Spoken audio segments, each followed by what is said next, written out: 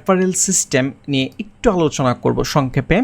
তো যেই পর্বটা আপনারা এখন দেখতে পাচ্ছেন বা শুনতে পাচ্ছেন, এই পর্বের পরেই ফাইবারে কীভাবে অ্যাকাউন্ট করতে হয় এই প্রসেসটি আপনারা পেয়ে যাবেন, ওই ভিডিওটি আপনারা পেয়ে যাবেন।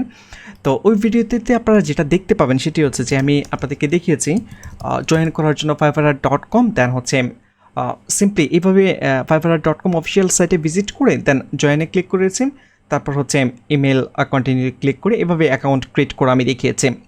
বাট আমি আপনাদেরকে রিকমেন্ড করব আপনারা অবশ্যই রেফারেল লিঙ্ক ইউজ করে অ্যাকাউন্ট করেন।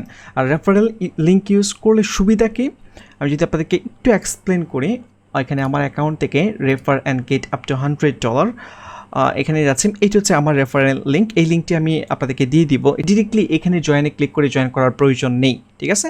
ওকে, আমি আবার একটু রিফ্রেশ করতেছি, হিস্টোরি জাস্ট রিমুভ করে এখানে রেফারেল লিঙ্কে আমি ভিজিট করতেছি। এটা হচ্ছে আমার রেফারেল লিঙ্ক। তো আমার রেফারেল লিঙ্কে আপনারা জয়েন করতে পারেন।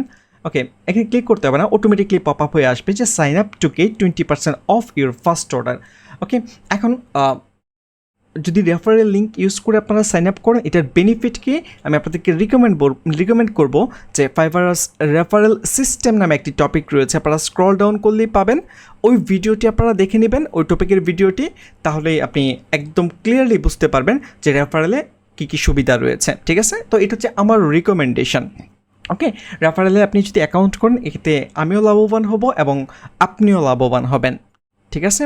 তো আজকে টিউটোরিয়াল এই পর্যন্তই। নেক্সট টিউটোরিয়াল থেকে আপনারা অ্যাকাউন্ট ক্রিয়েট কীভাবে করতে হবে everything details step by step পেয়ে যাবেন।